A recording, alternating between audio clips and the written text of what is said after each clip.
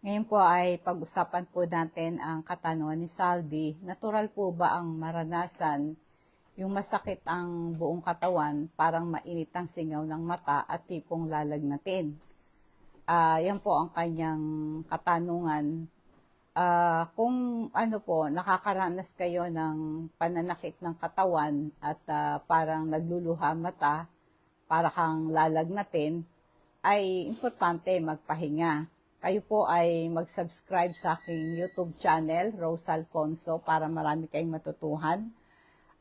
Click nyo lang po yung bell para updated kayo sa aking mga health topics. Ganon din po sa aking Facebook page, Patnubay sa Kalusugan. Please subscribe. Pakiclick lang po yung follow, like, and share. Karaniwan po yung nararanasan ng sintomas, ito'y nakakaranas po ng pagod, stress, o pagbabago ng panahon. Itong posibleng dahilan, yung mga nararanasan mo, yung pagkapagod o matinding pagtatrabaho.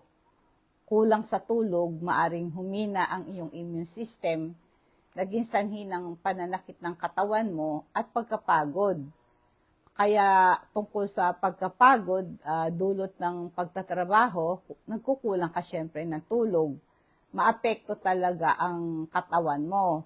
Bababa ang immune system mo pag kulang ka sa tulog, ay hindi ka makalaban sa infection. Nagiging madali kang kapitan ng sakit tulad ng sipon at trangkaso. At saka kapag kayo'y pagod, merong pagbabago yung ating hormone. Ang pagtulog kasi, mahalaga para ma-regulate ang mga hormone na kumokontrol sa stress at gana sa metabolismo. Ang kakulangan po ng tubig at tulog maaring magdulot ng imbalance sa hormone na to, magresulta ng pagkapagod, pagkairita at iba pang mga simptoma. Kaya nararanasan ka ng sakit ng katawan, siyempre pag kulang ka sa tulog, nagwawatery yung eyes mo, tapos para kang lalagnatin. Ang kakulangan kasi sa tulog, may problema ka sa mood, nagkaka-depression ka at anxiety. Magpapalala ito sa pakiramdam mo.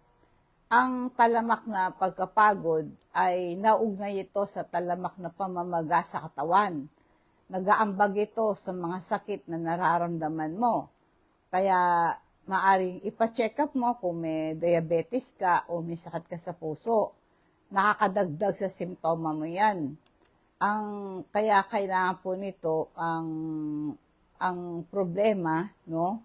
Minsan meron ka rin problema sa pantunaw mo.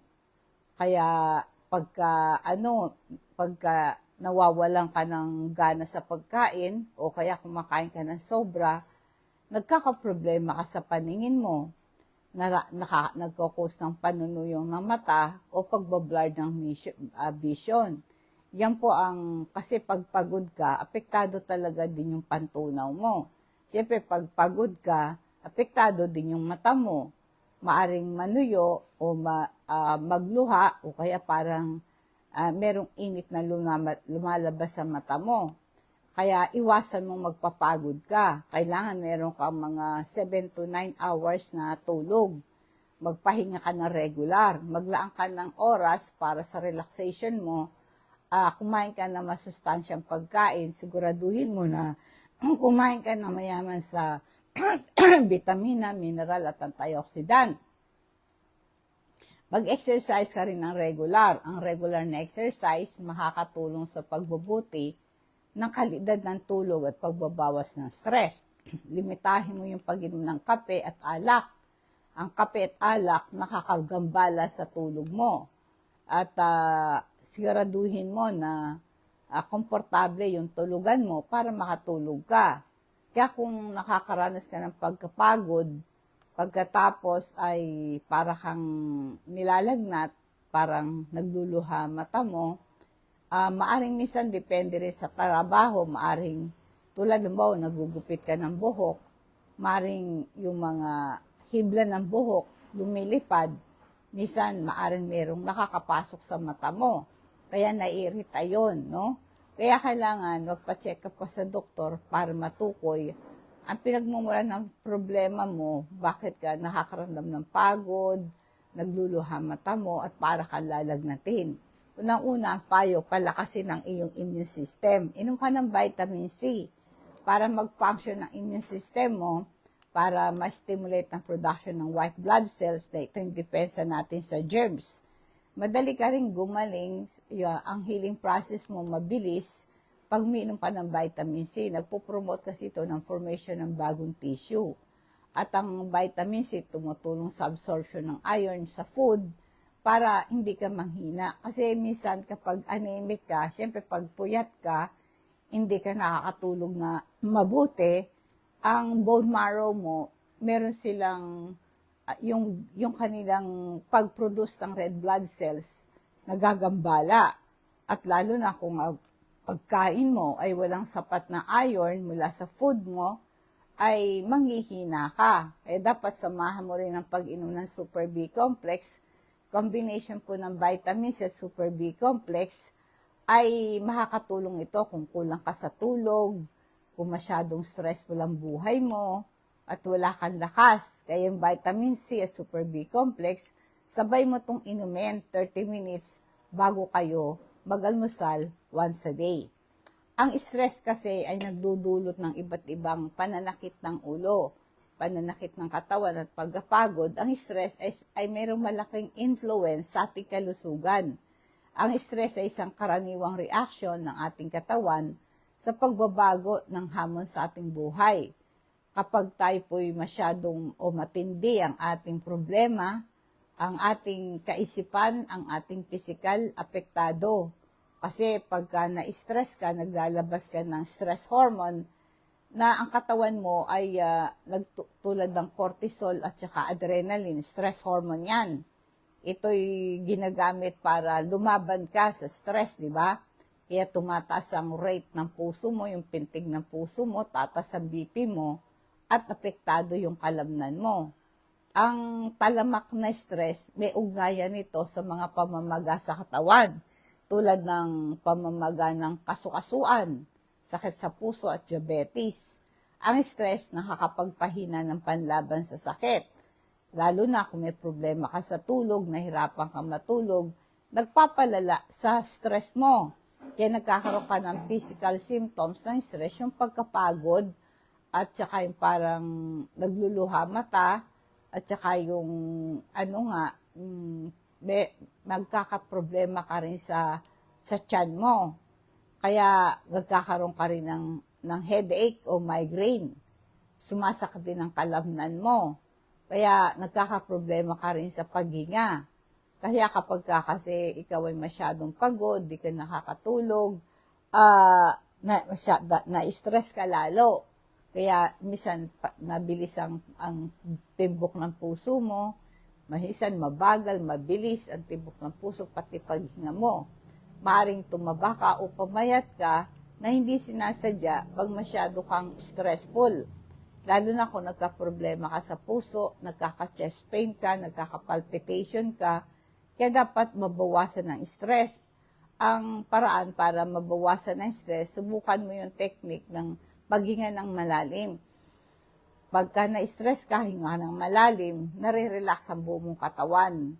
At ang isa pa, yung regular na exercise. Para mabawasan yung stress mo, maglaan ka ng oras sa sarili mo na mag-exercise, no? Para ma-relax ka. Kaya huwag mong i-overload ang katawan mo sa problema mo. Unang-una, kung nahirapan kang i-manage yung stress mo, humingi ka ng tulong sa mga friends mo, kapamilya mo, o sa therapist. Tandaan, kung nakakaranas ka ng matinding stress, apektado yung pang-araw-araw mong buhay, magpa-check up ka sa healthcare. Tsaka huwag kang mag-atubili na magbasa ng Bible, mag-pray, manalangin ka. Maganda yung para mabawasan ang stress mo.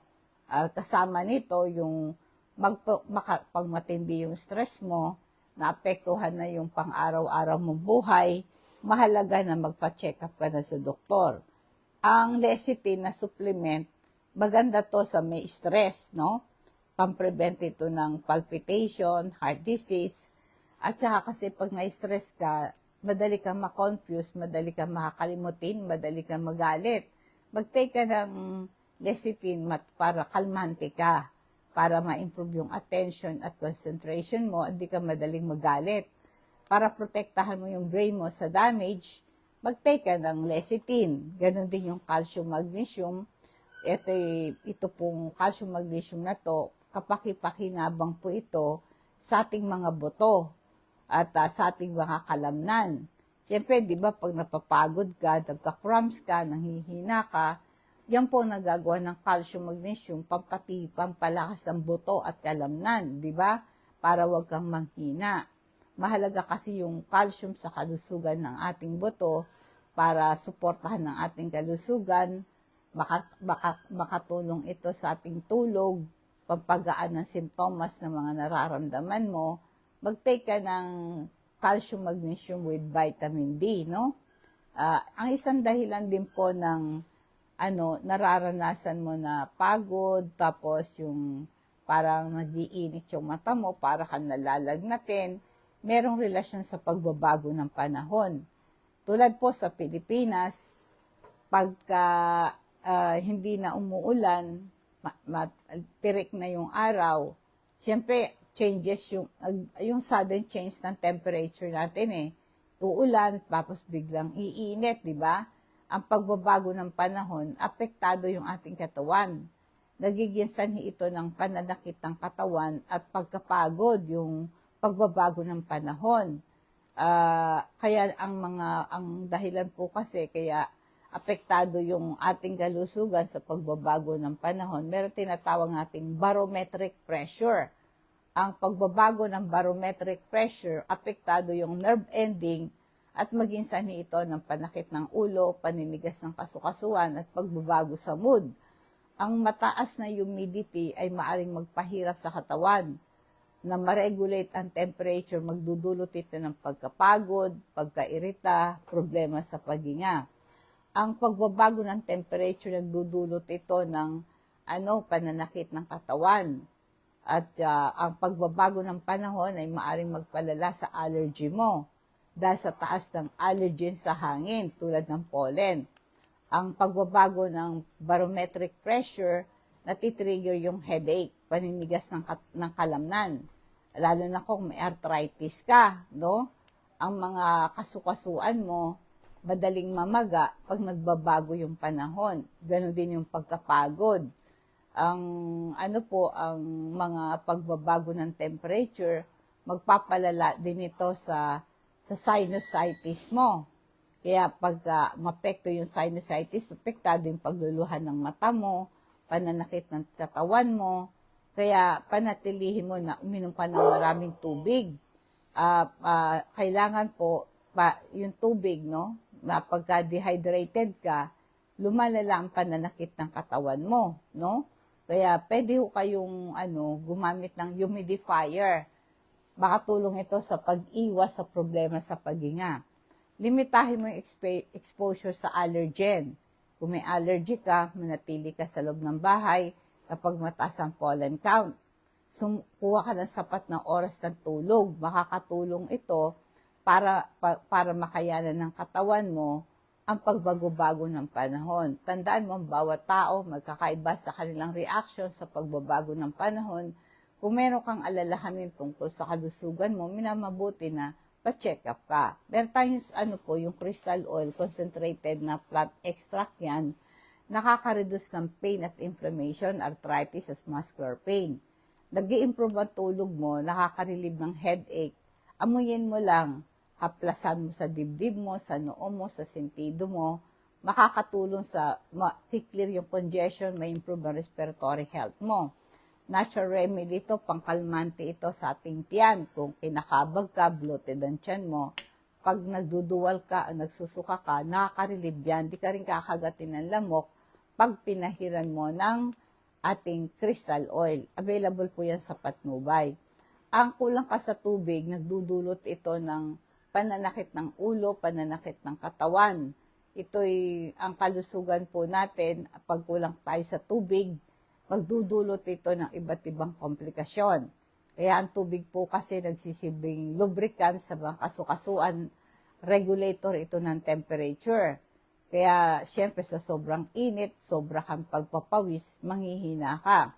Ang tubig na iniinom, tumutulong para yung meron transportation ng nutrients, sinutulong ng tubig ang sustansya na maabot sa iba't ibang bahagi ng katawan. Tsaka yung tubig na iniinom mo, tinatanggal yung dumi, waste product mula sa katawan sa pamagitan ng pag-ihi at pagpawis mo. Kaya nga po ang pinaka malalang simptoma ng dehydration pag kulang ka sa tubig, pagod, no? Bababa ang energy mo pag pagod ka, sumasakit ang ulo mo, pati yung pag-urong ng mga ugat sa dugo dahil sa dehydration, magdudulot ito ng pananakit na pagkahilo din. Kasi bababa ang blood pressure mo dahil sa kakulangan ng tubig. Madulot din ito ng pagkahilo. Magda-dry eyes ka rin. Kasi pagka sobrang init, magkukulang ka ng tubig sa katawan. At ang ihi mo ay nagiging kulay itim. No? Kaya ang dehydration nakakapektado sa iyong mood, sa iyong panghihina, para may lumalabas sa mata mo, at manghihina ka talaga. Kaya ang kailangan, lalo na kung nagsusuka ka, nagtataik ka, ay mabilis mawala ang tubig mo sa katawan. Lalo, yung sobrang pawis din, o sobrang exercise sa init ng panahon.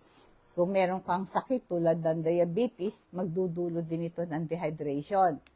May mga gamot magdudulot ng pag-ihi ng madalas, umahantong sa dehydration. Paano maiwasan ng dehydration?